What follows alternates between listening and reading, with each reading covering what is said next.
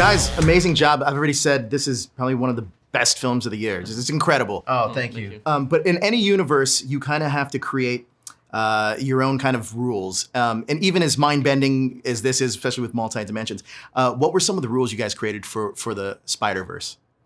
I mean, honestly, the biggest one was we want to make sure we experience this through Miles' eyes, right? And that you have a single character that you're rooting for. And Miles Morales is such an interesting guy with such an interesting family and constellation of people around him. And that emotional journey of, I'm not sure I'm capable of doing this, but maybe with the help of everybody around me, I can pull it off. That was a universal thing that we wanted to make sure was in the foreground of the whole movie. And so at the end of the day, we're like, if we're not experiencing this really through Miles' point of view, we can't really be on it for too long. Sure.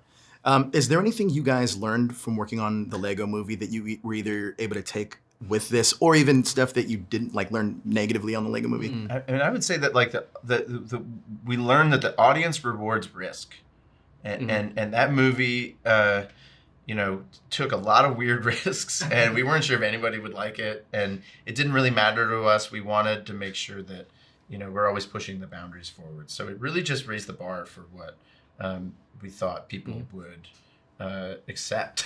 Sure. And a similar feeling in the mix of this movie as I did mixing the sound for that movie, where it's all coming together, it's all done, and I had a feeling of like, wow, this is really special. I'm really proud of this. I just hope people appreciate it and appreciate all the love and hard work that so many people did. And I felt the exact same way on this movie.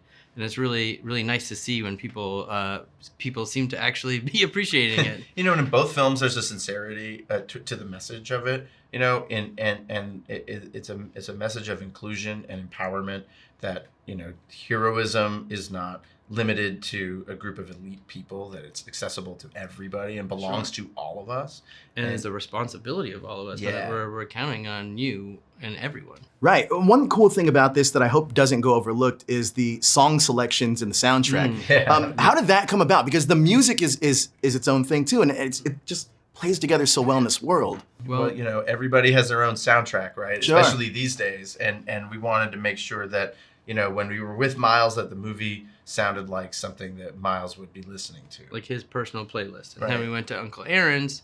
We thought he would have a little bit more of an old school hip hop type of thing, and so that would be what he's listening to. And we put Biggie in one of the test screenings. Oh, and people just went nuts. We were like, God, I hope we can hope afford somebody this. pays for this because I don't know how to beat it. But yeah, that was the idea. Is we wanted to have the feeling of an authentic feeling of what a kid in Brooklyn who's a teenager and what he's listening to and what his world feels like. And so and it all came together so well. And there's a bilingualism too, right? Like you go through his house, you could barely hear it, but like his mom has her own soundtrack going on like in the house, and then you get to hear Spanish spoken without a lot of subtitles or any subtitles. We wanted it to represent what it feels like to be in a city like New York or a city like Brooklyn. Well, I talked to the directors also, and they, as you guys told me earlier, nobody did, at the cast at least, nobody did read the script. They kept it pretty close to the chest. Yeah. Now, you guys have said you've been working on this for 2.5 years, even all the way up until last week.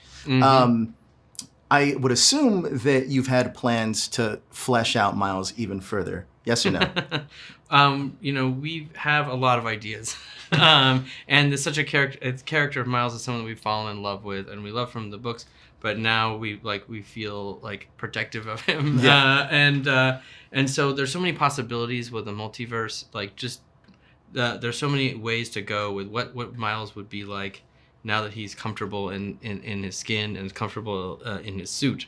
But it's still so very early that we were just trying to make the best movie we can right now, and then open the door for possible future or anything.